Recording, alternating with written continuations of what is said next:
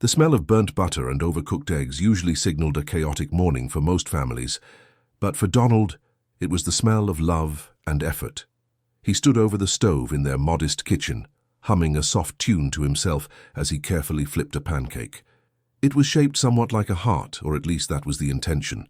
Today was special, even if the calendar on the wall didn't have any red circles on it. For Donald, every day he got to wake up next to Glenda was a day worth celebrating. He looked around the kitchen. The cabinets were old, the paint was peeling slightly in the corners, and the linoleum floor had a permanent scuff mark from where he had dragged the refrigerator in 5 years ago. It wasn't a palace, but it was theirs. It was the home of a high school history teacher and a rising corporate marketing star. Donald placed the pancake on a plate and added a few strawberries he had sliced with surgical precision. He wiped his hands on his apron, which read, "Grill Sergeant," a gag gift from one of his students 3 years ago. He checked the time on the microwave. 7:15. She would be coming down any minute now. He adjusted his glasses and smoothed down his shirt. He knew he wasn't the most glamorous man in the world. He wore corduroy jackets because they lasted forever, drove a Honda that had surpassed 200,000 miles, and his idea of a wild Friday night was grading papers while watching a documentary on the Industrial Revolution. But he loved hard. He loved completely. And he loved Glenda more than anything. The sound of heels clicking rapidly on the hardwood stairs broke his reverie. It was a sharp, aggressive sound. Click. Click. Click. Glenda didn't walk. She marched. She entered the kitchen like a storm front. A phone pressed to her ear, and her eyes focused on some invisible point in the distance. She looked stunning, as always. Her suit was sharp and tailored, costing more than Donald made in a month. Her hair was pulled back in a severe professional bun that screamed efficiency. Donald smiled, holding up the plate. "Good morning, honey. I made your favorite." Glenda didn't even look at him. She held up a finger, silencing him as she spoke into the phone. "No, David, listen to me. The presentation is already done. I stayed up until 3 in the morning finishing the slide deck. Yes, I know what is at stake here. I know the merger depends on this. You don't have to threaten me with the bonus. I know the numbers." She paced around the small kitchen island, her presence making the room feel even smaller. Donald stood there, the plate of pancakes slowly losing its heat. He watched her. She seemed so stressed lately. The job at Horizon Corp had consumed her. David, her boss, was a name spoken in their house more often than their own names. David needed this.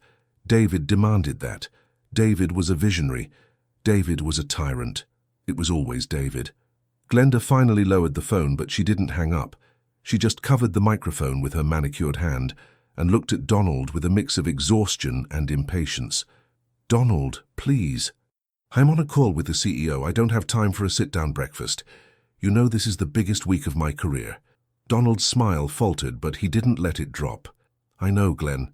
I just thought since you're leaving for the conference today, you might want something substantial. Just a bite." "I'm not hungry," she snapped, then immediately softened her expression, though it didn't quite reach her eyes. "I'm sorry. I'm just on edge. David has me running ragged. I have to go. I'll grab a coffee at the office before I head to the airport." She grabbed her designer purse from the counter and started checking its contents frantically. Laptop, charger, the files. Donald set the plate down on the counter. The strawberries looked sad now. He walked over to her and gently placed his hands on her shoulders. She stiffened for a second before relaxing. "You're going to do great," Donald said softly. "You always do. You're the smartest person in that room. David is lucky to have you." Glenda let out a short, hollow laugh. "David is a perfectionist. He demands loyalty. Absolute loyalty. That's why I have to go to this retreat. It's not just a conference, Donald. It's a strategy lockdown. No spouses, no distractions. Just the top-tier management locking themselves in a hotel until the merger strategy is perfect." "I understand," Donald said, though a small pang of loneliness struck him. He had hoped to spend the weekend with her, maybe go to the movies.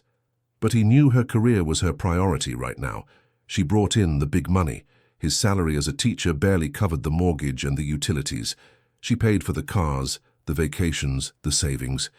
He often felt like the junior partner in their marriage, the one who just tagged along. He tried to make up for it by being the rock, the domestic support, the cheerleader. "So, where are you staying?" Donald asked, trying to sound casual.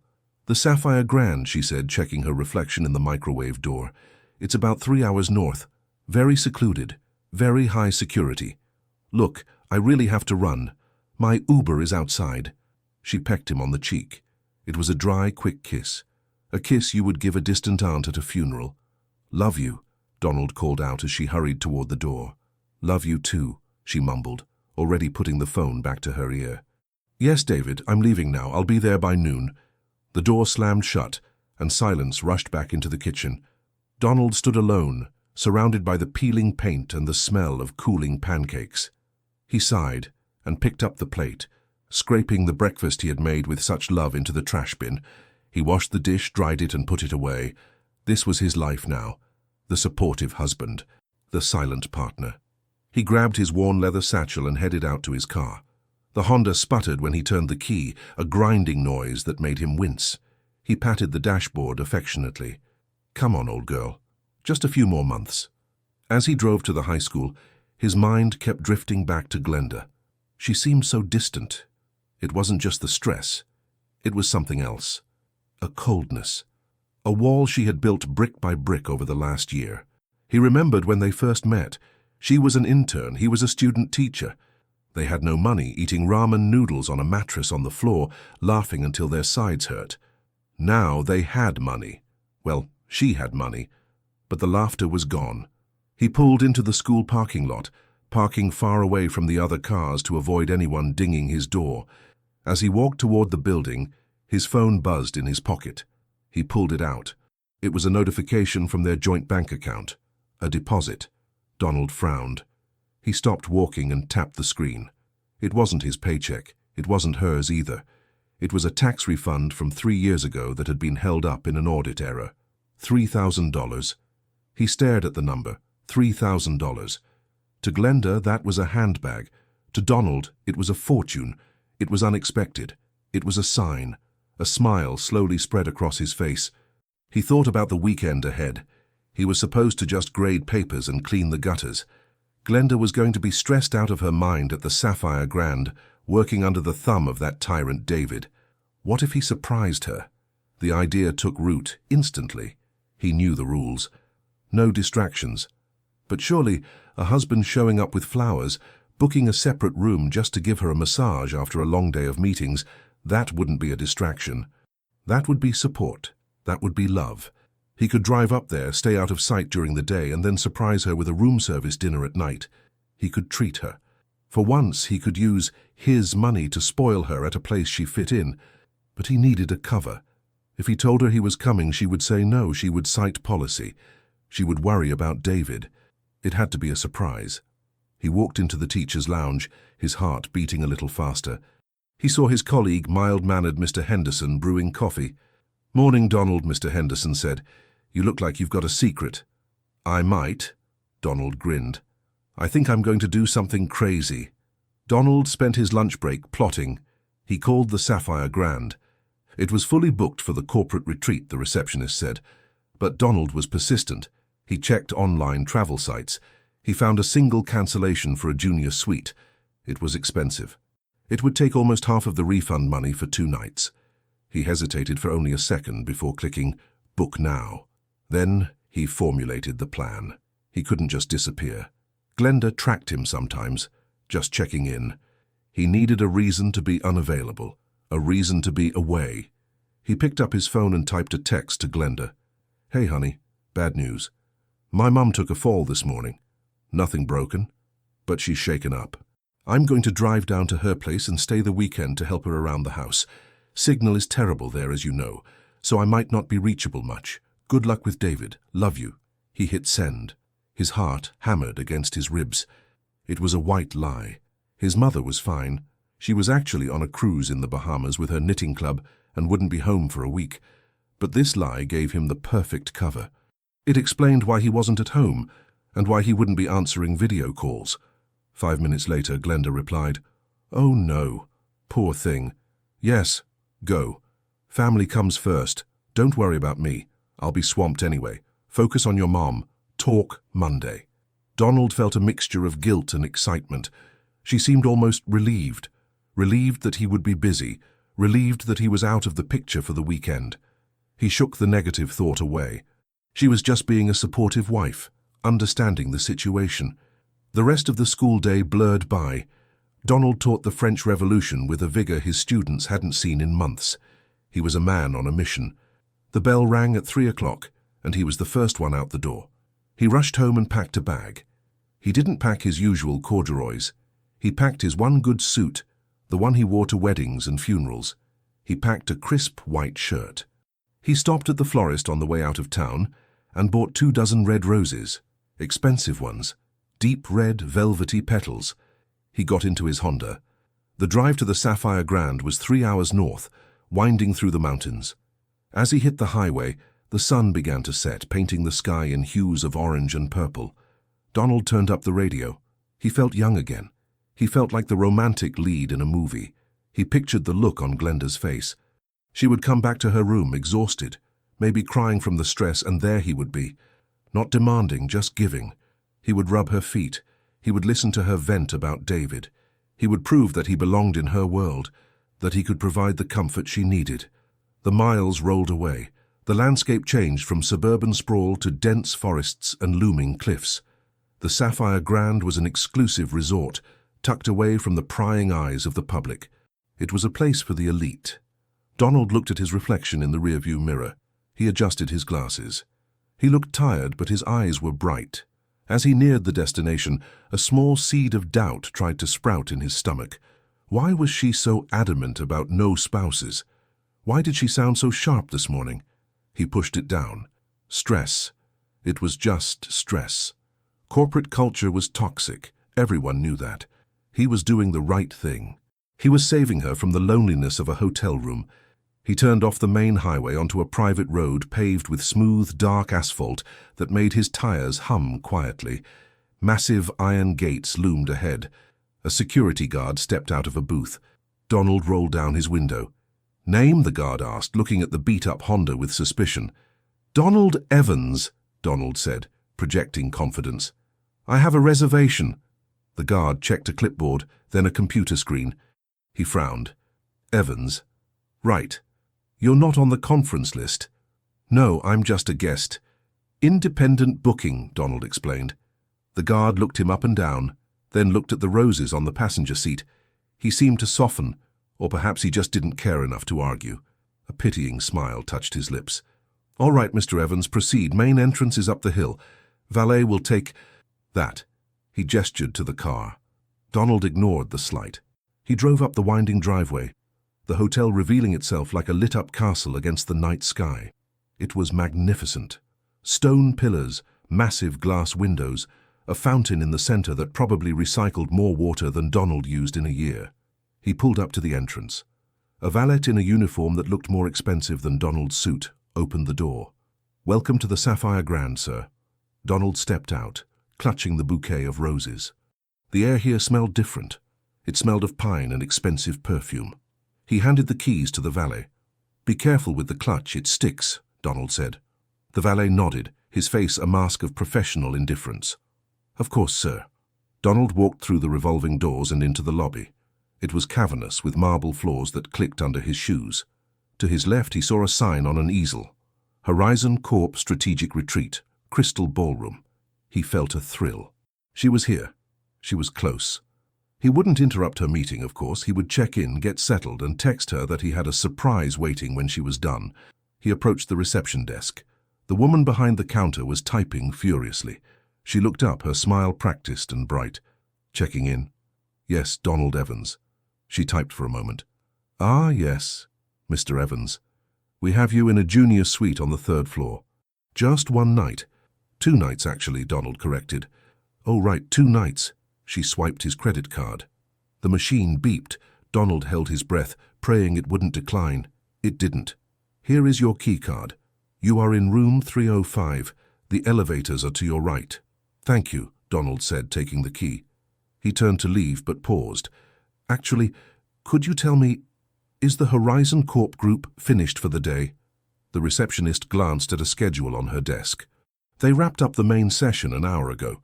Most of the attendees have retired to their rooms to change for the gala dinner tonight in the private lounge. Gala dinner. Glenda hadn't mentioned a dinner. She said they would be working until late. But maybe that was work. Networking, thank you, Donald said. He walked to the elevator, the roses heavy in his hand. He pressed the button for the third floor. His heart was pounding a rhythm against his ribs. Boom, boom, boom. He was doing it. He was really doing it. The elevator doors slid open on the third floor. The hallway was silent, lined with thick plush carpet. Donald checked the numbers. 301, 303, 305. His room. He swiped the card and entered. It was nice. Sterile, but nice. A king-sized bed, a view of the dark forest. He set his bag down. He checked the time. It was 8 p.m. The gala dinner would be starting soon. He decided he wouldn't text her yet. He would go down to the lounge. He would stay in the shadows. Wait for a moment when she was alone, maybe getting a drink, and then approach her. He wanted to see her face when she saw him. He wanted to see that shock turn into delight. He freshened up, splashed cold water on his face, and fixed his tie. He looked at the roses. No, he wouldn't bring them down. That was too much. He would leave them here, bring her back to the room later. He left the room and headed back to the elevator. He felt like a spy for love. He reached the lobby level and followed the signs for the private lounge. He could hear the low hum of conversation and the clinking of glasses before he even saw the doors. The doors were frosted glass, but they were slightly ajar. Donald approached quietly. He didn't want to barge in. He peeked through the gap between the doors. The room was dimly lit, bathed in warm, amber light. People were standing in small clusters, holding champagne flutes. He recognized the Horizon Corp logo on a banner. He scanned the room, looking for the severe bun, the sharp suit. He didn't see her at first. He saw David, the CEO. David was tall, with silver hair and a smile that looked like it cost $1 million. He was holding court in the center of the room, laughing loudly at something. And then Donald saw her. Glenda wasn't wearing her business suit. She was wearing a cocktail dress he had never seen before. It was red, low-cut. Stunning. She wasn't standing with a group. She was standing next to David, very close. Donald watched, his breath catching in his throat. It was innocent, he told himself. She was the top executive. She had to be close to the boss. David said something, gesturing with his glass. Glenda threw her head back and laughed. It wasn't the hollow laugh she had given Donald that morning. It was a genuine, throaty laugh. She placed a hand on David's arm. It lingered there a second too long. Donald felt a cold prickle on the back of his neck. He stepped back from the door, his instincts screaming at him to turn around, to run, to go back to his room and hide. But he couldn't. He was frozen. He needed to get closer. He needed to hear what they were saying. He needed to prove to himself that his paranoia was just insecurity. He noticed a side door, slightly open, that seemed to lead to a service corridor or a smaller connecting room. He moved toward it, his footsteps silent on the carpet. He slipped into the corridor. It ran parallel to the lounge. He saw a ventilation grate and, better yet, a door that was cracked open, leading into what looked like a coat check or a storage closet that opened directly into the lounge area. He crept inside the small, dark room. It smelled of winter coats and cedar. Through the slats of the closet door, he had a direct line of sight to the corner of the lounge where David and Glenda had moved. They were away from the main crowd now, standing in a more intimate alcove. Donald held his breath. He was hiding in a closet. He, a grown man, a teacher, a husband, was hiding in a closet at a luxury hotel. The absurdity of it almost made him laugh, but the nausea in his stomach kept him silent. He watched. David leaned in, whispering something into Glenda's ear. Glenda smiled, a coy, secretive smile that Donald hadn't seen in years. Then David's phone rang. He pulled it out, looked at the screen and rolled his eyes. He answered it, putting it on speaker but keeping the volume low. Donald strained his ears. He couldn't hear the other side, but he could hear David perfectly, and he could hear Glenda. This was it, the moment of truth. Donald pressed his hand against his mouth to stifle his breathing. He was here. He had pretended to leave town to help his mother, only to trap himself in a closet 300 miles away. And now he was about to hear something that would shatter his world. Donald held his breath in the darkness of the coat closet. The scent of cedar and old wool was suffocating, but he didn't dare move. Through the slats of the louvered door, he had a sliver of a view. It was enough. He could see David holding the phone, a look of bored annoyance on his face, while Glenda stood close enough to him that their shadows merged into one on the carpet. David spoke into the phone with a voice that was smooth, practiced, and entirely fake. "Yes, Eleanor, I know it is late. I told you, the negotiations are dragging on. These people are stubborn. I have to stay here until the deal is signed. It is for the company. It is for us. Go to sleep. I will call you in the morning." David hung up the phone and shoved it into his pocket with a sneer. He looked at Glenda and rolled his eyes. "She is unbearable," David muttered. "Always checking in. Always asking when I'm coming home. She has no idea what it takes to run an empire." Glenda chuckled, a low, intimate sound that made Donald's stomach churn. She reached out and adjusted the lapel of David's jacket, her fingers lingering on the fabric. "You handle her so well," Glenda purred. "I don't know how you have the patience. If I had to deal with that kind of neediness constantly, I would lose my mind." David smirked, stepping closer to her. He placed a hand on her waist. His hand was large, possessive. "Well, not everyone can be as independent and driven as you, Glenda. That is why you are my top executive. And that is why you are here. And she is at home watching reality television." Donald felt a wave of nausea crash over him. His hands, clenched into fists at his sides, were trembling. This was his wife, the woman he had made pancakes for that morning, the woman who had kissed him goodbye and told him she loved him.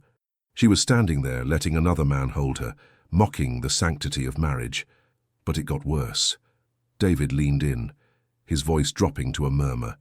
But in the quiet of the alcove, Donald heard every word. "And what about your anchor? Did he buy the story?" Glenda sighed, tossing her head back slightly. "Oh, Donald, please. He is so simple. He made me breakfast this morning. Heart-shaped pancakes. Can you believe it?" He stood there with this puppy dog look in his eyes, holding a plate of soggy dough, thinking it was romantic. It was pathetic. I almost laughed in his face. Donald's knees buckled. He had to lean against the back wall of the closet to keep from sliding to the floor. The heart-shaped pancakes, the strawberries he had sliced with such care. She had seen it as pathetic. She had seen his love as a weakness, a joke to be shared with her boss in a dark corner of a luxury hotel. David laughed, a cruel, barking sound. Heart-shaped pancakes. That is adorable. In a sad, suburban kind of way. He really has no idea who you are, does he? He thinks you are just some sweet little wife working hard for the family. He has no clue, Glenda agreed, her voice dripping with disdain. He thinks I am stressed about the presentation.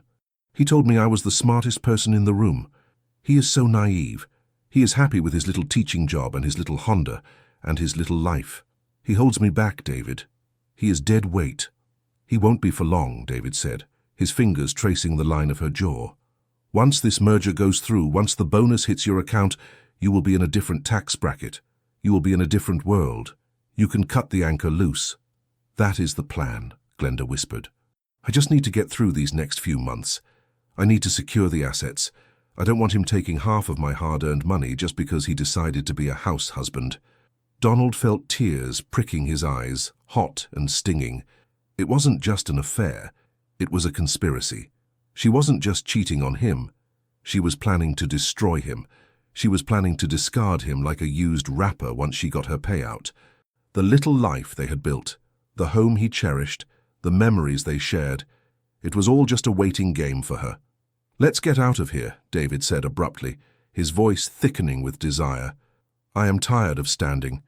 My suite has a much better view, and better champagne. Lead the way, boss, Glenda said playfully. They pulled apart, but their hands brushed against each other as they walked out of the alcove, heading towards the main exit of the lounge. Donald waited. He counted to 10. 1, 2, 3. Each number was a struggle. His brain was screaming at him to burst out of the closet, to run after them, to punch David in his smug face, to shake Glenda until she admitted what she had done. But a cold, heavy weight had settled in his chest. It was the weight of shock, the weight of absolute devastation. If he confronted them now, what would happen? David was powerful. He had security guards. He had lawyers. Donald was a history teacher with $3,000 in his bank account. They would throw him out. Glenda would spin the story. She would say he was crazy, jealous, stalking her. She would file for divorce immediately, and he would be the villain. He would lose. He had to be smart. He had to be like the generals he taught his students about. He had to survey the battlefield before he attacked. He pushed the closet door open. The lounge was emptier now. The few people remaining were engrossed in their own conversations. No one noticed the man in the rumpled suit, emerging from the coat check with a face as pale as death. Donald followed the path they had taken. He kept his distance. He saw them at the elevator bank. The doors were just closing. He watched the numbers light up. They didn't stop at the 3rd floor. They went all the way to the top, the penthouse level. Donald ran to the stairwell. He couldn't wait for the elevator. He needed to move. He needed to burn off the adrenaline coursing through his veins. He took the stairs 2 at a time, his breath coming in ragged gasps. 4th floor, 5th floor, 6th floor. His legs burned, but he didn't feel it. He only felt the phantom pain of a knife in his back. He reached the top floor and cracked the door open. The hallway here was different. The carpet was thicker. The sconces on the walls were real gold. There were only 2 doors on this level. He saw them at the end of the hall. David was swiping a key card. The light turned green. He opened the door and ushered Glenda inside. Before the door closed, Donald saw David pull her into a kiss, his hand sliding down her back. The door clicked shut.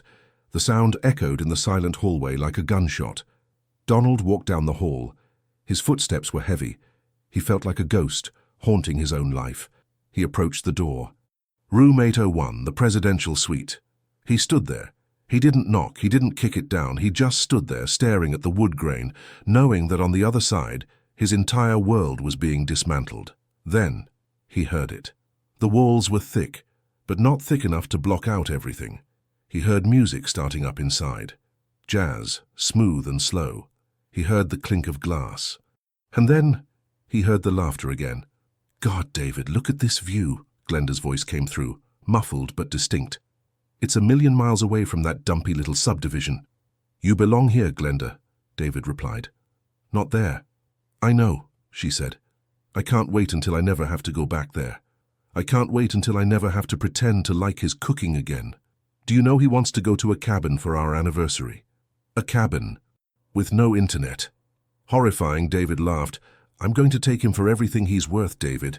I've already started moving some funds around. He doesn't check the investment accounts. He trusts me blindly. By the time I serve him the papers, the joint accounts will be drained and he won't even be able to afford a lawyer." Donald pressed his forehead against the cool wood of the door. He closed his eyes. The betrayal wasn't just emotional. It was financial. It was calculated malice. She thought he was stupid. She thought he was blind. "He trusts me blindly." The words replayed in his head. She was right. He had trusted her. He had handed her the reins of their financial life because he thought they were a team. He thought her success was their success. He realized now that he had been financing his own destruction. A moan came from inside the room. It was a sound of pleasure, a sound of intimacy that belonged to him, or so he had thought. It cut through him sharper than any blade. He felt a physical pain in his chest, a tightening that made it hard to breathe. He raised his hand, his fist clenched. He wanted to hammer on the door. He wanted to scream his pain to the world. He wanted to make them stop, but his hand hovered in the air. He looked at his knuckles, white and strained. If he knocked now, it was over. The element of surprise would be gone. She would know he knew. She would accelerate her plans. She would hide the money better. She would destroy the evidence. He lowered his hand. No, he wouldn't give her the satisfaction of seeing him broken. He wouldn't give David the pleasure of throwing him out. He took a deep breath. It was shaky and wet, but it was air. He needed to think. She said she had moved funds. She said he didn't check the accounts. That was his weapon. That was his opening. She thought he was simple. She thought he was a pancake heart. She underestimated him. She forgot that he was a historian. He studied the fall of empires. He knew that the biggest empires fell not from outside invasion, but from rot within, and she had just shown him the rot. Donald stepped back from the door. He took one last look at the number 801. He burned it into his memory. He turned around. He walked back to the stairwell. He didn't run this time. He walked with a slow, deliberate pace. He descended the stairs floor by floor, descending back into reality. He reached the 3rd floor and walked to his room. Room 305. He swiped his card and entered. The room was dark, illuminated only by the moonlight filtering through the curtains. The roses he had bought were sitting on the desk. 24 red roses, vibrant, alive, expensive. He walked over to them. He picked up the vase. For a moment he thought about smashing it against the wall. He thought about destroying the room. Instead, he carefully pulled the roses out of the vase one by one. He took them to the trash can and snapped the heads off. Snap, snap, snap. The sound was rhythmic, therapeutic. He wasn't destroying the room, he was destroying his love. He was systematically dismantling the man who had bought them. He threw the stems into the bin. He looked at the pile of dead flowers. He went to the bathroom and splashed cold water on his face. He looked at himself in the mirror. His eyes were red, rimmed with dark circles. He looked older. He looked tired. "You are not Donald the husband anymore," he whispered to his reflection. "You are not the grill sergeant." He dried his face with a rough towel. He needed to leave. He couldn't stay in this hotel. The air here was poisoned. If he stayed, he might crack. He might march back up to room 801 in the middle of the night. He packed his bag. It took 2 minutes. He checked the room to make sure he left nothing behind. No evidence. To Glenda, he was still at his mother's house, 300 miles away. To Glenda, he was the unsuspecting fool. He left the room. He took the elevator down to the lobby. The receptionist was different now, a night shift employee who barely looked up as Donald walked past. He dropped his keycard in the express checkout box. He walked out into the cool night air. The fountain was still bubbling, oblivious to the tragedy that had just occurred. He handed his ticket to the valet. "Leaving so soon, sir?" the valet asked, looking confused. "Emergency at home," Donald said. His voice was flat, devoid of emotion. The valet brought the Honda around. The squeal of the brakes sounded like a scream in the quiet night. Donald got in. He adjusted the seat. He didn't look back at the hotel. He didn't look up at the 8th floor. He drove down the winding driveway past the security gate. The guard waved him through, not even checking his face. Donald hit the highway. He drove south. He drove away from the Sapphire Grand. He drove away from his marriage. The tears finally came when he was 10 miles out. They blurred his vision, forcing him to pull over onto the shoulder of the dark highway. He slammed his hands against the steering wheel. He screamed, a primal guttural roar that tore at his throat. He screamed until his voice gave out. He sobbed until his chest ached. He let it all out. The grief, the humiliation, the betrayal. He sat there for 20 minutes, the hazard lights of his Honda blinking rhythmically in the darkness. Click, clack, click, clack. Then, silence returned. Donald wiped his face with his sleeve. He took a deep breath. He reached into the glove compartment and pulled out a small notebook he used for grading notes. He clicked his pen. He opened it to a fresh page. His hand was steady now. "Step 1, he said aloud, his voice raspy but cold. "Go home." "Step 2, he continued, writing the words down. "Act normal." "Step 3. He pressed the pen harder into the paper. "Find the money." He looked at the list. It was short. It was simple. But it was a start. He put the car in gear. He checked his blind spot. He merged back onto the highway. He wasn't driving aimlessly anymore. He was driving toward a war. And Glenda had no idea that the enemy was coming home to sleep in her bed. The house was exactly as he had left it, silent and still, a museum of a life that no longer existed. Donald parked his Honda in the driveway at 4 in the morning, the exhaustion settling deep in his bones like a heavy fog. He had driven slowly on the way back, stopping at a rest area to wash his face and rehearse his lines. He unlocked the front door and stepped inside. The air smelled of the lemon furniture polish he used and the faint, lingering scent of Glenda's expensive vanilla candles. It made him sick. He didn't go to sleep. There was no point. Instead, he unpacked his bag and threw his suit into the back of the closet, burying it behind his winter coats. He put on his favorite worn-out sweatpants and a t-shirt. He brewed a pot of coffee, the dark liquid swirling in the pot like the thoughts in his head. He sat at the kitchen table as the sun began to rise, casting long, pale shadows across the floor. He waited. Glenda arrived at noon. He heard the Uber pull up, the slam of the door, and the click of her heels on the walkway. Donald stood up, took a deep breath, and forced his facial muscles into a mask of mild concern and affection. It was the hardest thing he had ever done. The door opened and Glenda breezed in, looking impeccably put together despite her supposed grueling weekend. She dropped her bag on the floor and sighed theatrically. "Home, sweet home," she announced, rubbing her temples. Donald walked over to her.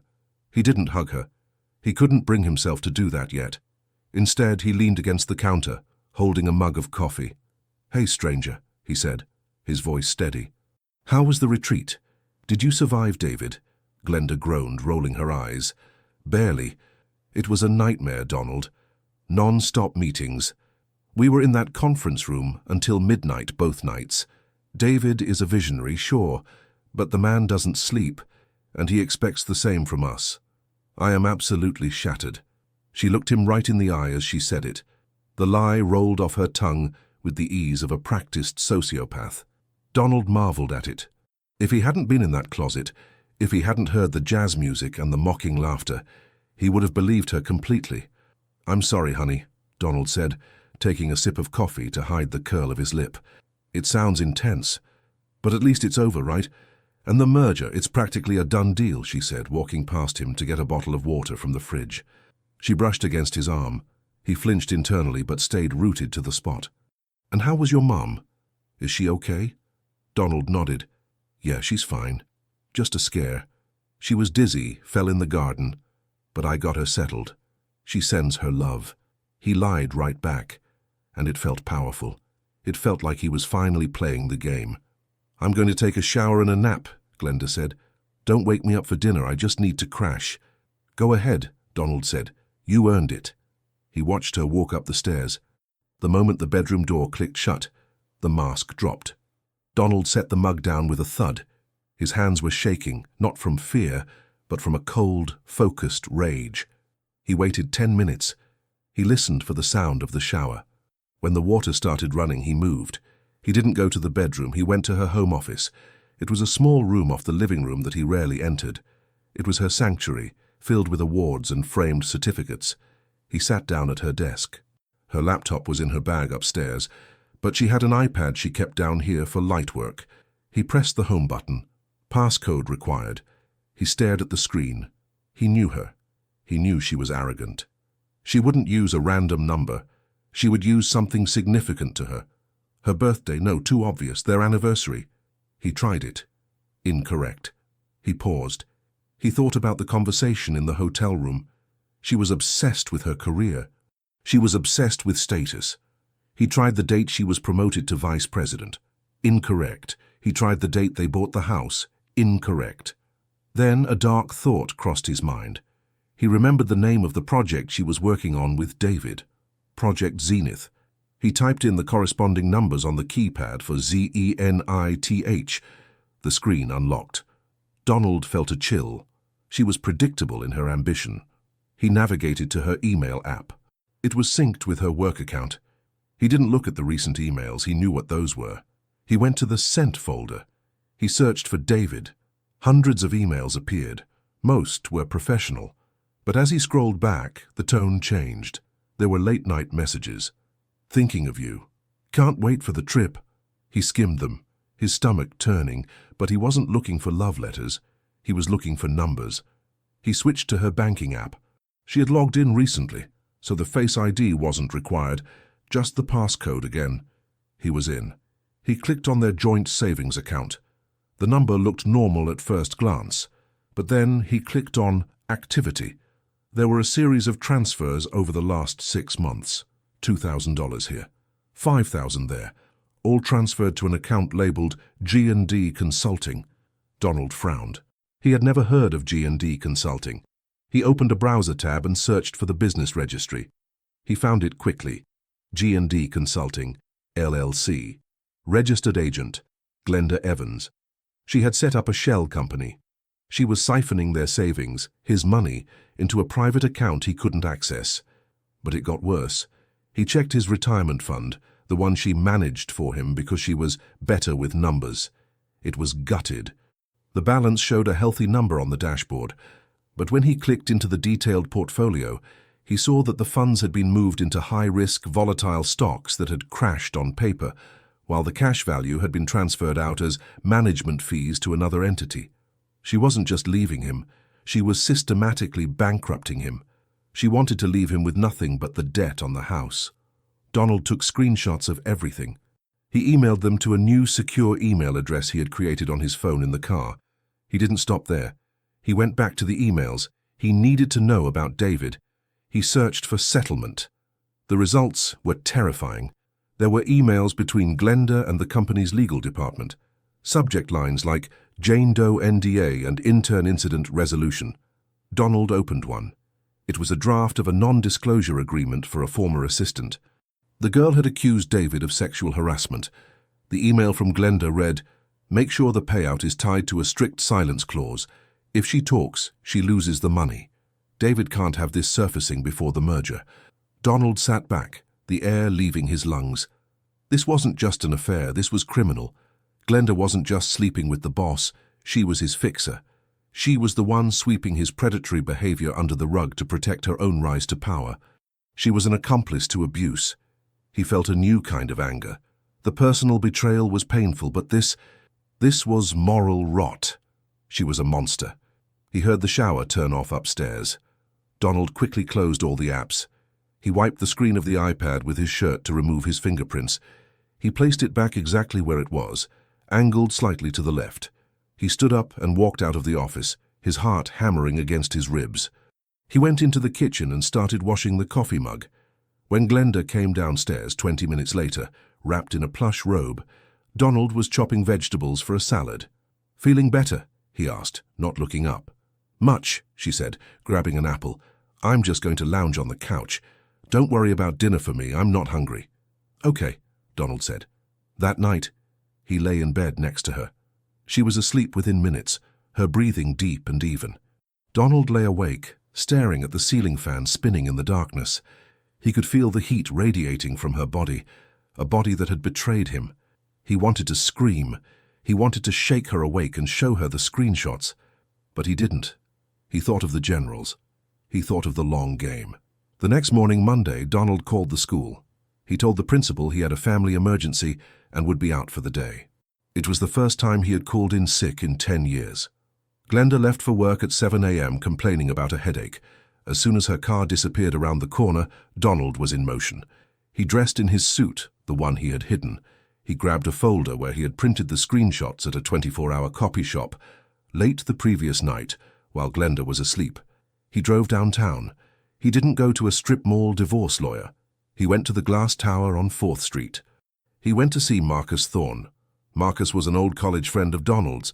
They had played rugby together. Marcus had gone on to become one of the most feared corporate litigators in the state. He was expensive, aggressive, and hated losing. Donald hadn't seen him in 5 years. He walked into the reception area feeling out of place in his cheap suit among the marble and chrome. "I don't have an appointment," Donald told the receptionist, "but tell Marcus it's Donald Evans. Tell him it's about the Horizon merger." 5 minutes later, Donald was sitting in a corner office with a view of the city. Marcus looked older, grayer, but his eyes were just as sharp. "Donald," Marcus said, leaning back in his leather chair. "It's been a long time. You look like hell, my friend." "I feel like hell," Donald admitted. He didn't waste time with small talk. He opened the folder and slid the papers across the mahogany desk. "My wife is sleeping with her boss, David Sterling, the CEO of Horizon Corp." Marcus raised an eyebrow. "That's a cliché, Donald. Painful, but common. Why are you here? You need a divorce attorney, not a corporate shark." "Keep reading," Donald said. Marcus flipped the page. He saw the bank transfers. He saw the shell company. He paused. Then he flipped to the next page. The emails about the NDAs, the settlements, the cover-ups. Marcus stopped flipping. He went still. He looked up at Donald and the casual demeanor was gone. "Where did you get these?" Marcus asked, his voice low. "I got them from her iPad," Donald said. "They are planning to divorce me and leave me with nothing. They think I'm stupid, Marcus. They think I'm just a teacher who cooks pancakes." Marcus let out a low whistle. He picked up the NDA draft. "Donald, do you realize what you have here? This isn't just leverage for a divorce settlement. This is a bomb. David Sterling is about to close $1 billion merger.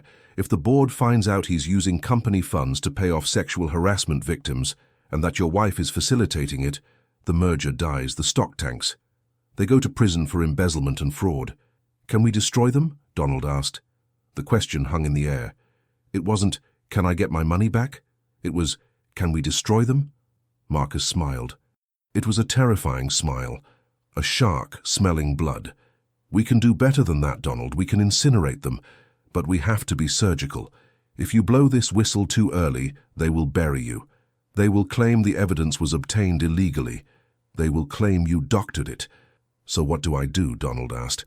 You go back, Marcus said, leaning forward. You go back to that house. You act like the loving husband. You let her think she's winning.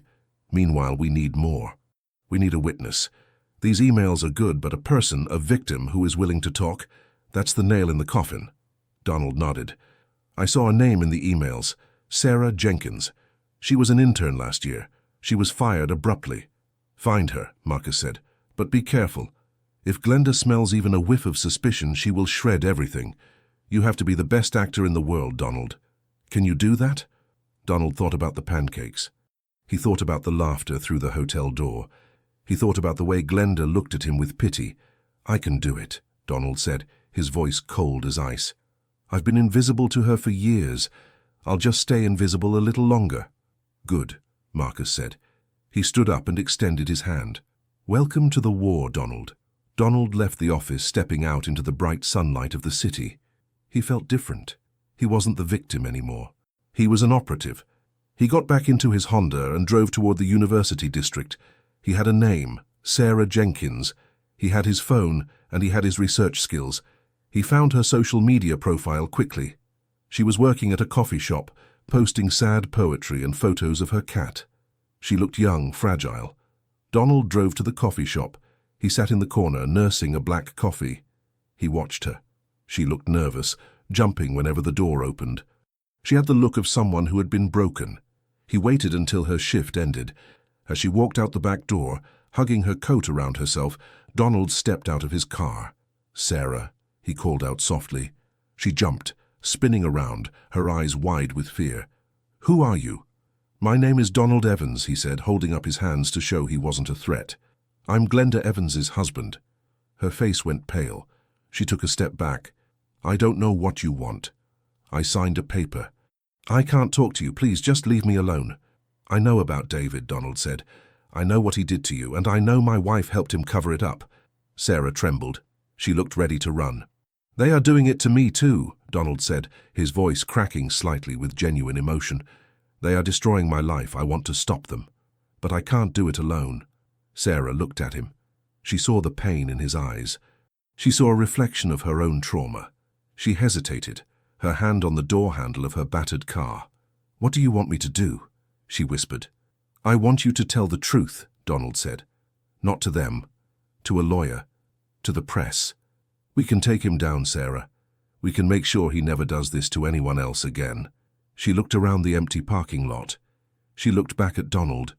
The fear in her eyes began to replace by something else, a spark of anger, a spark of hope.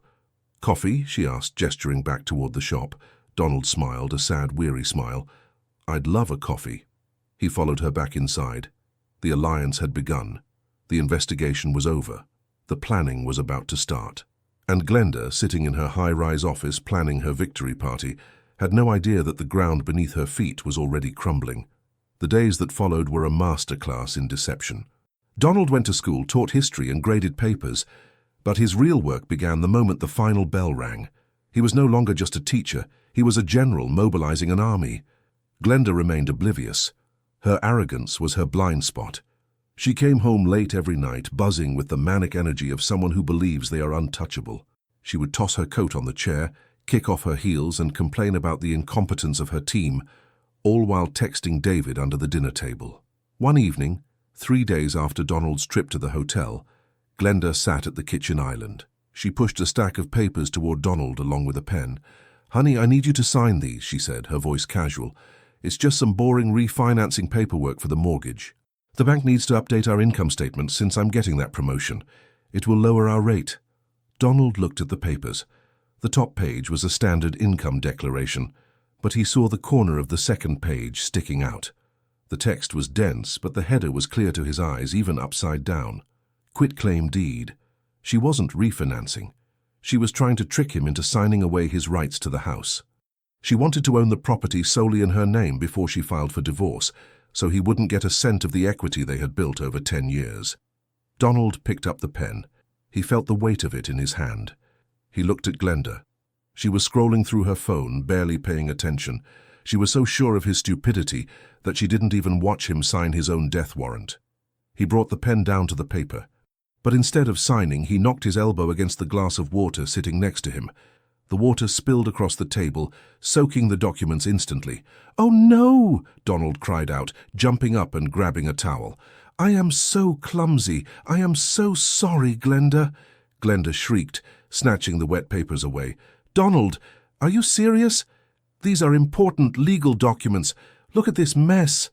"I'm sorry," Donald repeated, dabbing at the table frantically. "I'll dry them off. Or we can just print new ones."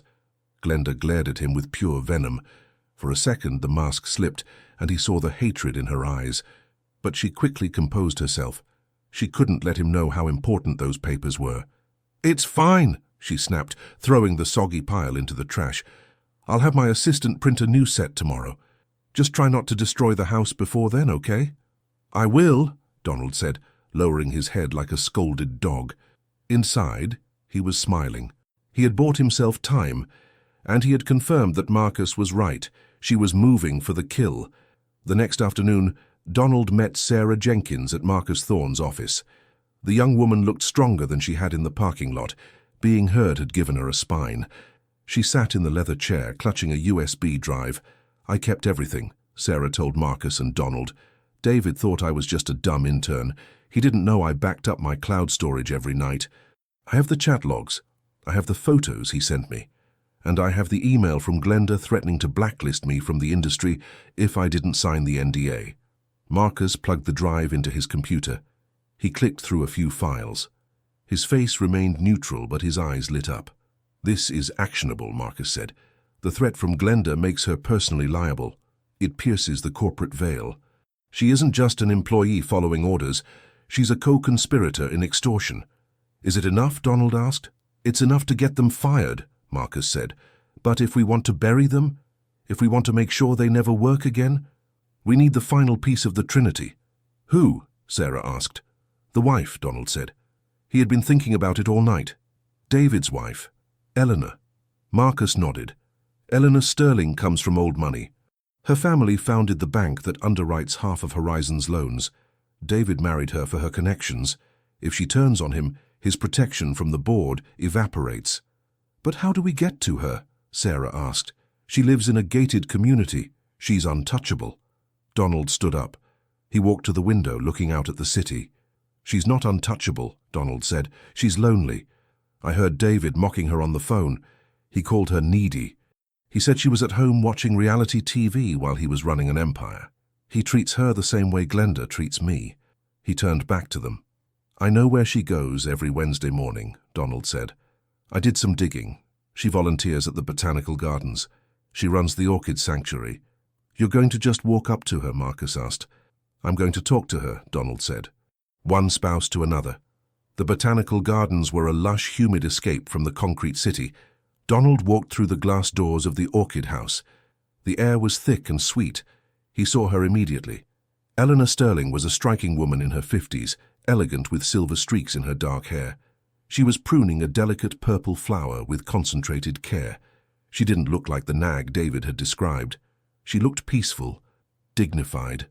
Donald approached slowly. "Excuse me," he said softly. Eleanor looked up. Her eyes were sharp, intelligent. "Yes? Can I help you find something?" "I think we have something in common," Donald said. He didn't introduce himself with a fake name. He didn't play games. "I'm Donald Evans. My wife is Glenda Evans. She works for your husband." Eleanor went still. She carefully placed her shears on the table. She took off her gardening gloves, finger by finger. She didn't look surprised. She looked resigned. "I see," Eleanor said. Her voice was cool, aristocratic. "And why are you here, Mr. Evans? Are you here to tell me they are having an affair?" Donald paused. She knew. Of course she knew. "You know?" Donald asked. Eleanor let out a short, bitter sigh. "Mr. Evans, David has had assistants, interns, and consultants for 20 years. Glenda is just the flavor of the quarter. I usually ignore it. He comes home, he plays the role, and life goes on. It is the price of the lifestyle, supposedly. It's different this time," Donald said. He took a step closer. "They aren't just sleeping together, Mrs. Sterling. They are stealing." Eleanor's eyebrows raised slightly. Stealing. Donald pulled a brown envelope from his jacket. It contained the copies of the bank transfers, the shell company documents, and the NDAs. "Glenda isn't just a mistress," Donald explained. "She's his fixer. They are embezzling company funds to pay off sexual harassment lawsuits to keep David's record clean for the merger.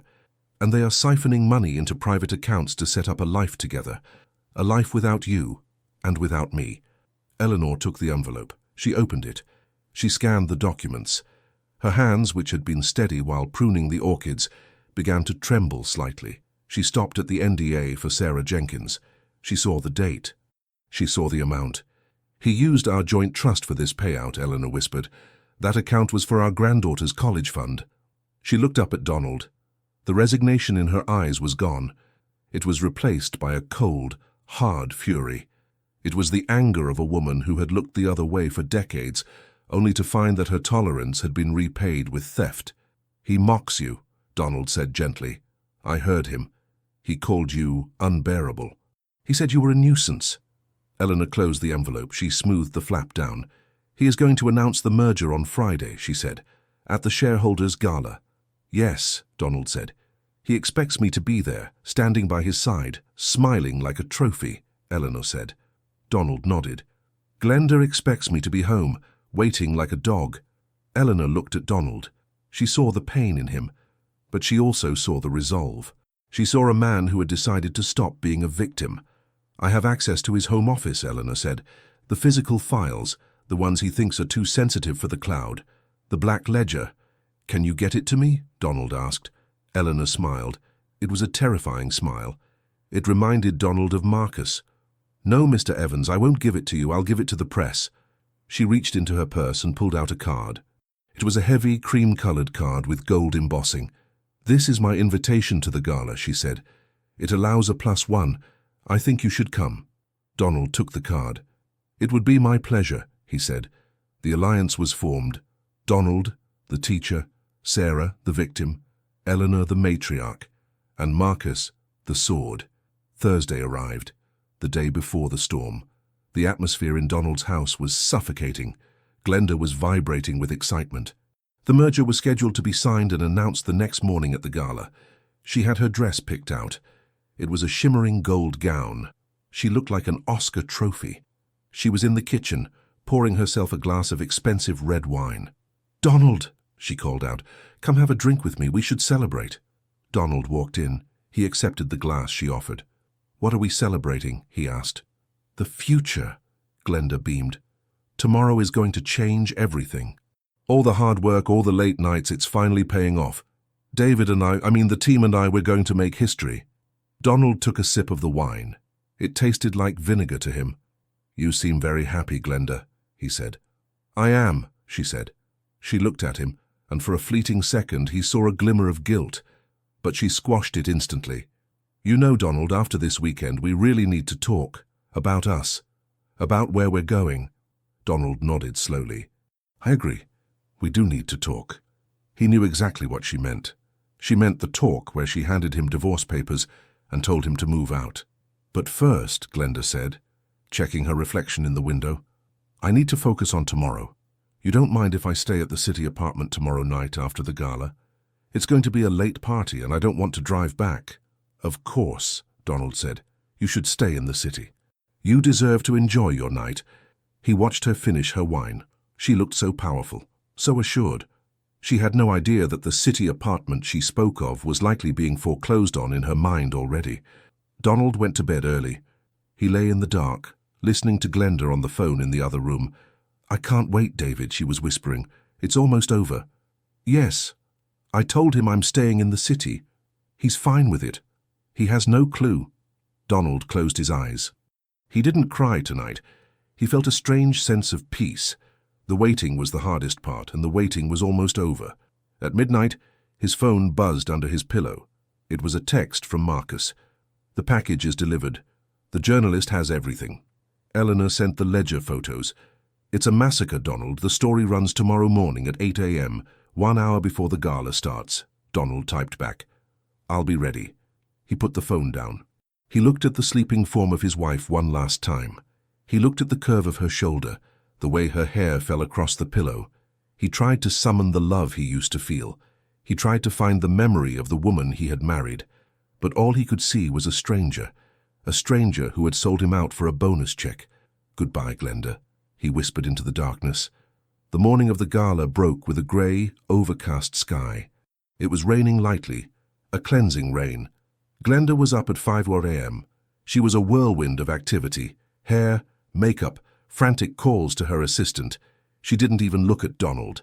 "I'm leaving," she yelled from the door. "Wish me luck. Good luck," Donald said from the top of the stairs. "You're going to need it." She didn't hear the second part. She was already out the door, running toward her destiny. Donald waited until her car was gone. Then he moved with calm precision. He didn't put on his teacher clothes. He put on his suit. He put on a new tie he had bought for the occasion. It was red. Power red. He went to the closet and pulled out a small duffel bag. He packed his essentials. He wasn't coming back to this house tonight. When he returned, it would be on his terms or not at all. He walked out to his Honda. He checked his reflection in the mirror. He didn't look tired anymore. He looked sharp. He looked dangerous. He drove toward the city.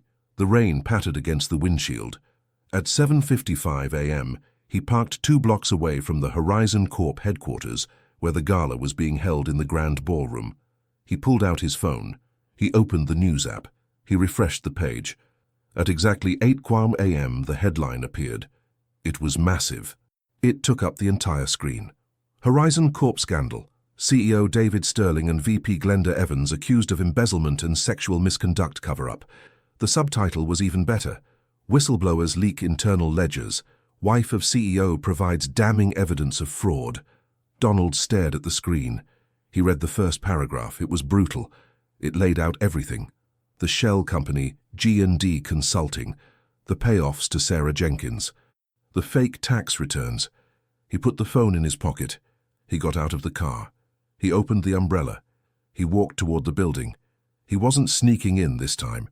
He wasn't hiding in a closet. He had an invitation. He reached the entrance.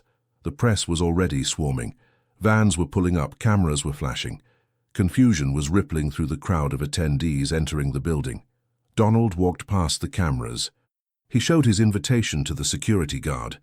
"Name?" the guard asked. "Donald Evans," he said loudly. "I'm with Mrs. Sterling." The guard checked the list. He nodded. "Go right in, sir." Donald stepped into the lobby. It was chaos. Phones were ringing everywhere. People were huddled in circles, whispering, pointing at their screens. And in the center of the room, near the stage, Donald saw them. David was shouting at a PR aide, his face purple with rage. Glenda was standing next to him, holding her phone, her face pale as a sheet. She looked like she was about to vomit. She looked up. Across the sea of panicked suits and flashing cameras, her eyes locked onto Donald. She froze. She blinked, as if she was hallucinating. She saw her husband, the man she thought was at home grading papers, standing in the middle of her nightmare wearing a suit and smiling. And standing right next to him, linking her arm through his, was Eleanor Sterling. The alliance had arrived. The nuclear strike had landed. And the fallout was just beginning. The ballroom was dissolving into pandemonium. What was supposed to be a coronation for Horizon Corp had turned into a public execution. The murmur of the crowd grew into a roar as phones were passed around, screens glowing with the damning evidence of the article. The flashing lights of the press cameras weren't capturing smiles anymore. They were capturing panic. Donald stood firm in the center of the storm, his arm linked with Eleanor Sterling.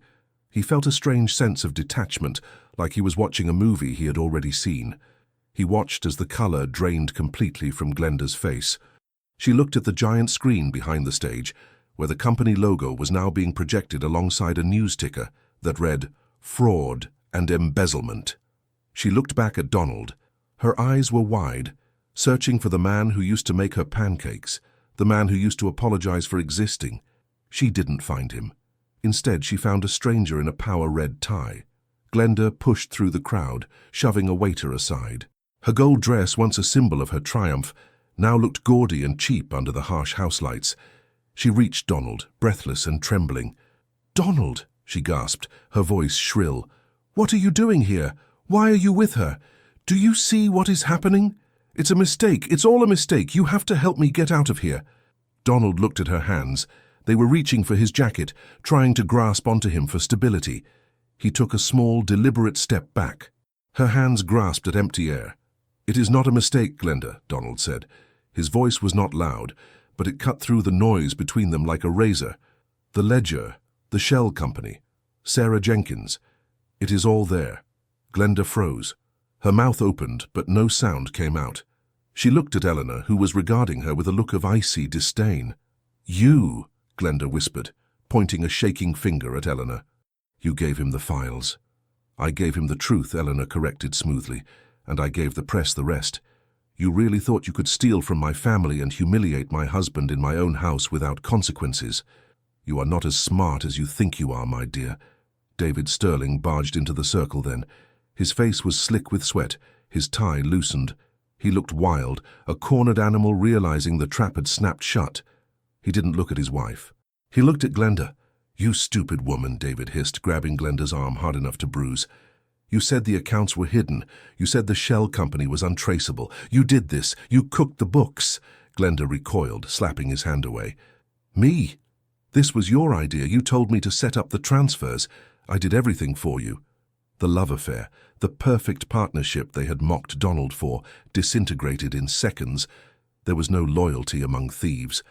There was only finger-pointing and desperation. Donald watched them turn on each other.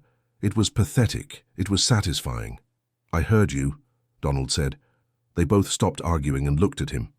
"I was at the Sapphire Grand," Donald continued, his voice steady. "I was in the closet. I heard the jazz music. I heard you call me simple. I heard you laugh about my pancakes.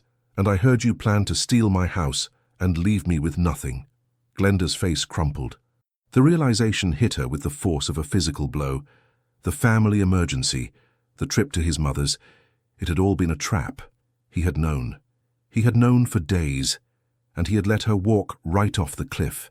"Donald, please," Glenda stammered, tears streaming down her face now, ruining her makeup. "We can fix this." "I was confused. He manipulated me. I love you. You know I love you. We are a team." Donald looked at her. He felt a ghost of the pain he had felt in the hotel room, but it was distant now. "Talk to my lawyer," Donald said. He reached into his pocket and pulled out a business card. Marcus Thorne. He held it out. Glenda stared at the card. She knew the name. Everyone in the corporate world knew the name. Donald turned to Eleanor. "Shall we go, Mrs. Sterling? I believe the police are arriving." As if on cue, the heavy double doors of the ballroom swung open. Uniformed officers, followed by 2 detectives in suits, marched in. The flashbulbs went into a frenzy. Donald and Eleanor stepped aside, clearing the path. They watched as the officers approached the stage. "David Sterling, Glenda Evans, you are under arrest for securities fraud, embezzlement, and conspiracy." The sound of the handcuffs clicking shut was the sweetest sound Donald had ever heard. He watched as Glenda was spun around, her hands pulled behind her back. She was sobbing loudly now, screaming for a lawyer, screaming for David to do something. But David was already being led away, his head hung low, defeated. Donald didn't stay to watch them be dragged out. He didn't need to. The image was burned into his mind forever. He walked out of the ballroom, out of the building, and back into the rain. The air tasted clean. The legal fallout was swift and brutal. With the evidence Eleanor and Donald provided, the case was open and shut. Horizon Corp's stock plummeted, and the board of directors immediately fired both David and Glenda to save face. They sued to claw back every cent of the bonuses and the embezzled funds. The divorce proceedings were even shorter. 2 weeks later, Donald sat in a conference room at Marcus Thorne's office. Glenda was there. She looked like a shadow of her former self. She was wearing old jeans and a sweater. Her assets had been frozen. She had been released on bail, paid for by her parents, but she was destitute. She wouldn't look at Donald. She stared at the mahogany table. Marcus slid a document across the table. "Here are the terms," Marcus said. His voice was devoid of sympathy. "The house remains with Donald. The cars remain with Donald. The savings account, what is left of it after the bank seized the fraudulent transfers, returns to Donald. You get nothing, Glenda. The fraud you committed against the marital estate invalidates any claim you have to equitable distribution." Glenda's lawyer, a court-appointed public defender because she couldn't afford a private one anymore, sighed. He leaned over and whispered to her, "Sign it. If we go to trial, the judge will give him everything anyway, and you might get a longer sentence for perjury." Glenda picked up the pen. Her hand shook. She looked up at Donald finally. Her eyes were red, rimmed with dark circles. "I have nowhere to go, Donald," she whispered. "My parents said I can only stay for a week. I lost my job. I lost my reputation. I'm going to prison. Can't you help me? Just a little? For old time's sake?" Donald looked at the woman he had once vowed to protect. He remembered the grill sergeant apron. He remembered the way he had tried to make her happy every single day. And he remembered her calling him an anchor. He leaned forward. "You wanted to be independent, Glenda. You wanted to be in a different tax bracket. You wanted a life without me holding you back." He stood up, buttoning his jacket. "You have your wish. You are completely free of me." He turned and walked toward the door. "Donald!" she cried out, a desperate, broken sound. He didn't stop. He didn't look back. He walked out of the office, past the receptionist and into the elevator. 6 months later. Donald stood on the back deck of his house. The sun was setting, painting the sky in shades of orange and purple. The garden was blooming. He had spent the last few months reclaiming the space. He had repainted the kitchen. He had thrown out the vanilla candles and replaced them with the scent of cedar and sage. The house was quiet, but it wasn't empty. It was filled with peace. He heard a car pull up in the driveway. A moment later, the doorbell rang. Donald walked through the house and opened the door. Sarah Jenkins stood there. She looked healthy, vibrant. She was holding a bakery box. "I brought donuts," she said, grinning. "To celebrate." Donald smiled. "Come on in." Sarah had won her lawsuit against Horizon Corp. The settlement was substantial, enough to pay for her master's degree and start her own graphic design business. She and Donald had stayed in touch, bonding over their shared trauma and their shared victory. They weren't dating. Donald wasn't ready for that, and Sarah was too young. But they were friends, real friends. "And Marcus?" Donald asked as they sat in the kitchen. "He called this morning," Sarah said, opening the box. Glenda's sentencing was today. Donald paused. He put down his coffee mug. He hadn't gone to the court. He didn't want to give her the satisfaction of seeing him in the gallery. "And?" Donald asked. 5 years, Sarah said, minimum. And David got 10. They turned on each other in the plea deals, but the judge hated them both. Donald nodded slowly. 5 years. By the time she got out, she would be 40. She would have a felony record. She would never work in corporate marketing again. She would have to start over from zero, just like she had planned to make him do. "It is justice," Donald said quietly. "It is," Sarah agreed. She took a bite of a donut. "You know, the best part wasn't the money. It wasn't even seeing them in handcuffs." "What was it?" Donald asked. "It was seeing you walk into that gala," Sarah said. "You looked like a king. You looked like someone who finally knew his own worth." Donald looked around his kitchen. He looked at the scuff mark on the floor where he had dragged the fridge years ago. He used to look at it with shame, a symbol of his inability to afford a better life. Now he looked at it with pride. It was his floor, his house, his life. He realized then that Glenda was right about one thing. He had been a simple man. He had been happy with simple things. But she was wrong about the rest. His simplicity wasn't weakness. It was his strength. He didn't need millions to be happy. He didn't need to step on others to feel tall. He just needed respect. And when he didn't get it, he went out and took it. He picked up a donut. It was chocolate, his favorite. "I am not a king," Donald said, smiling. "I'm just a teacher. But I'm a teacher who taught them a lesson they will never forget." He took a bite. It tasted sweet. It tasted like freedom. The sun dipped below the horizon, casting the kitchen in twilight. Donald Evans was alone, but he was not lonely. He had his dignity. He had his home. And for the first time in years, when he looked in the mirror, he liked the man staring back at him. He was no longer the anchor. He was the captain of his own ship, and the water ahead was calm and clear. The fluorescent lights of the visitation room buzzed with a low, irritating hum that drilled into Glenda's skull. It had been 3 months since her sentencing, but she still wasn't used to the noise. She wasn't used to the scratchy orange jumpsuit that chafed her skin, or the smell of industrial bleach and unwashed bodies that permeated the cell block. She sat on the cold metal stool, her hands resting on the stainless steel table. Her nails, once manicured to perfection with gel polish, were now short, ragged and bitten to the quick. She waited. She had used her 1 phone call allocation for the week to reach out to the only person she thought might still care. Her mother. The door buzzed open. A guard led an older woman in. Glenda's mother, Beverly, looked tired. She sat down on the opposite side of the glass. She didn't pick up the phone immediately. She just looked at her daughter. She looked at the grey roots growing out in Glenda's hair, the dark circles under her eyes, the slump of her shoulders. Finally, Beverly picked up the receiver. Glenda mirrored her. "Hi, Mom," Glenda whispered. Her voice was hoarse. She hadn't spoken much lately. Beverly sighed. "Hello, Glenda. I need some money, Mom," Glenda said, cutting straight to the point. "The commissary is expensive. I need toothpaste. I need shampoo that doesn't burn my scalp. And I need money for the appeal lawyer. You have to talk to Dad." Beverly shook her head slowly. "There is no money, Glenda. Your father and we spent our retirement savings on your bail, and the lawyer said the appeal is a waste of time. The evidence was overwhelming. You signed the documents, but I was manipulated," Glenda cried, her voice rising. "David made me do it." The guard took a step forward. Glenda lowered her voice, shrinking back.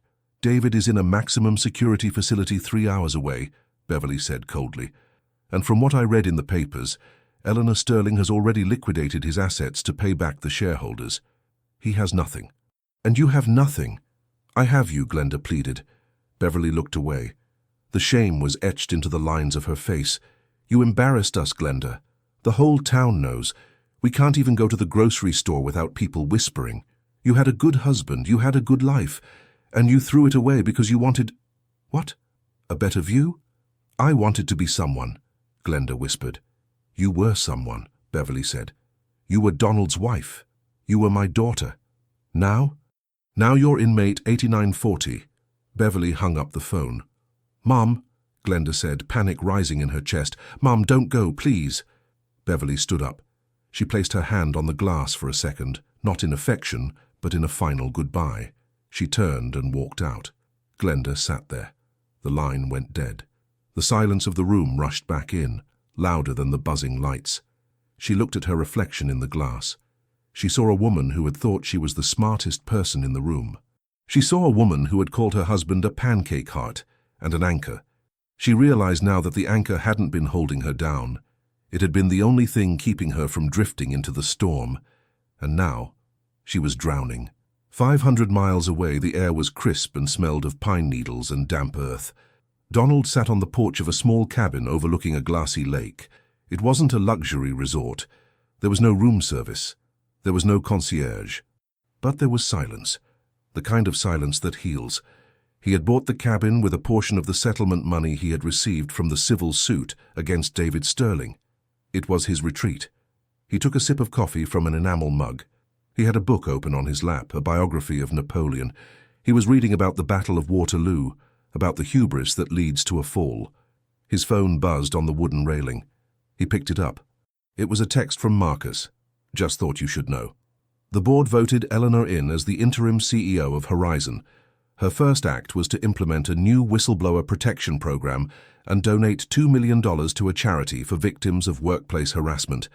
She wanted me to tell you that the Orchid Sanctuary has a new species named after you, the Donald's Resolve. It's a stubborn little flower that thrives in hard soil." Donald chuckled.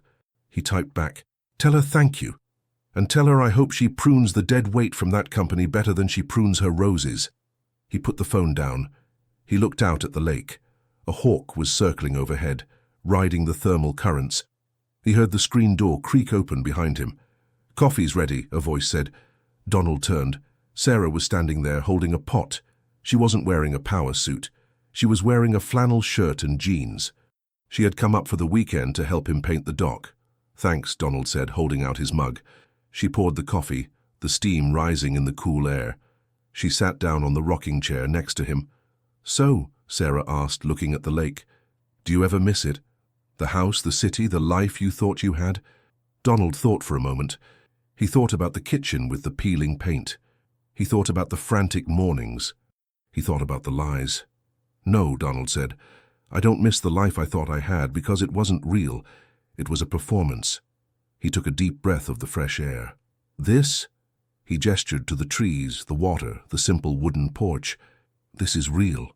The pancakes I made this morning, those were real. The peace I feel right now, that is real." Sarah smiled. She clinked her mug against his. "To reality," she said. "To reality," Donald agreed. He went back to his book. The sun climbed higher in the sky. The shadows retreated. Donald Evans, the history teacher, the man who had been underestimated, turned the page. He wasn't worried about the next chapter. He knew that whatever happened, he would write it himself. The fluorescent lights of the visitation room buzzed with a low, irritating hum that drilled into Glenda's skull. It had been 3 months since her sentencing, but she still wasn't used to the noise.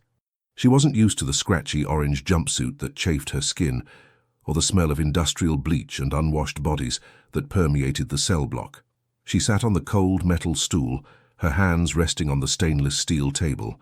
Her nails, once manicured to perfection with gel polish, were now short, ragged, and bitten to the quick. She waited. She had used her one phone call allocation for the week to reach out to the only person she thought might still care. Her mother. The door buzzed open. A guard led an older woman in. Glenda's mother, Beverly, looked tired. She sat down on the opposite side of the glass. She didn't pick up the phone immediately. She just looked at her daughter. She looked at the grey roots growing out in Glenda's hair, the dark circles under her eyes, the slump of her shoulders. Finally, Beverly picked up the receiver. Glenda mirrored her. "Hi, Mom," Glenda whispered. Her voice was hoarse. She hadn't spoken much lately. Beverly sighed. "Hello, Glenda. I need some money, Mom," Glenda said, cutting straight to the point. "The commissary is expensive. I need toothpaste. I need shampoo that doesn't burn my scalp. And I need money for the appeal lawyer. You have to talk to Dad." Beverly shook her head slowly. "There is no money, Glenda. Your father and we spent our retirement savings on your bail, and the lawyer said the appeal is a waste of time. The evidence was overwhelming. You signed the documents, but I was manipulated," Glenda cried, her voice rising. "David made me do it." The guard took a step forward. Glenda lowered her voice, shrinking back. "David is in a maximum security facility 3 hours away," Beverly said coldly. "And from what I read in the papers, Eleanor Sterling has already liquidated his assets to pay back the shareholders. He has nothing. And you have nothing." "I have you," Glenda pleaded. Beverly looked away. The shame was etched into the lines of her face. "You embarrassed us, Glenda. The whole town knows. We can't even go to the grocery store without people whispering. You had a good husband, you had a good life, and you threw it away because you wanted—" "What? A better view?" "I wanted to be someone," Glenda whispered. "You were someone," Beverly said. "You were Donald's wife. You were my daughter. Now? Now you're inmate 8940. Beverly hung up the phone. "Mom?" Glenda said, panic rising in her chest. "Mom, don't go. Please." Beverly stood up. She placed her hand on the glass for a second, not in affection, but in a final goodbye. She turned and walked out. Glenda sat there. The line went dead. The silence of the room rushed back in, louder than the buzzing lights. She looked at her reflection in the glass. She saw a woman who had thought she was the smartest person in the room. She saw a woman who had called her husband a pancake heart and an anchor. She realized now that the anchor hadn't been holding her down. It had been the only thing keeping her from drifting into the storm. And now, she was drowning. 500 miles away, the air was crisp and smelled of pine needles and damp earth. Donald sat on the porch of a small cabin overlooking a glassy lake. It wasn't a luxury resort. There was no room service. There was no concierge. But there was silence, the kind of silence that heals. He had bought the cabin with a portion of the settlement money he had received from the civil suit against David Sterling. It was his retreat. He took a sip of coffee from an enamel mug. He had a book open on his lap, a biography of Napoleon. He was reading about the Battle of Waterloo, about the hubris that leads to a fall. His phone buzzed on the wooden railing. He picked it up. It was a text from Marcus. Just thought you should know. The board voted Eleanor in as the interim CEO of Horizon. Her first act was to implement a new whistleblower protection program and donate $2 million to a charity for victims of workplace harassment. She wanted me to tell you that the Orchid Sanctuary has a new species named after you, the Donald's Resolve. It's a stubborn little flower that thrives in hard soil. Donald chuckled. He typed back, "Tell her thank you. And tell her I hope she prunes the dead weight from that company better than she prunes her roses." He put the phone down. He looked out at the lake. A hawk was circling overhead, riding the thermal currents. He heard the screen door creak open behind him. "Coffee's ready," a voice said. Donald turned. Sarah was standing there holding a pot. She wasn't wearing a power suit. She was wearing a flannel shirt and jeans. She had come up for the weekend to help him paint the dock. "Thanks," Donald said, holding out his mug. She poured the coffee, the steam rising in the cool air. She sat down on the rocking chair next to him. "So," Sarah asked, looking at the lake, "do you ever miss it? The house, the city, the life you thought you had?" Donald thought for a moment. He thought about the kitchen with the peeling paint. He thought about the frantic mornings. He thought about the lies. "No," Donald said. "I don't miss the life I thought I had because it wasn't real. It was a performance." He took a deep breath of the fresh air. "This?" He gestured to the trees, the water, the simple wooden porch. "This is real. The pancakes I made this morning, those were real. The peace I feel right now, that is real." Sarah smiled. She clinked her mug against his. "To reality," she said. "To reality," Donald agreed. He went back to his book. The sun climbed higher in the sky. The shadows retreated. Donald Evans, the history teacher, the man who had been underestimated, turned the page. He wasn't worried about the next chapter. He knew that whatever happened, he would write it himself.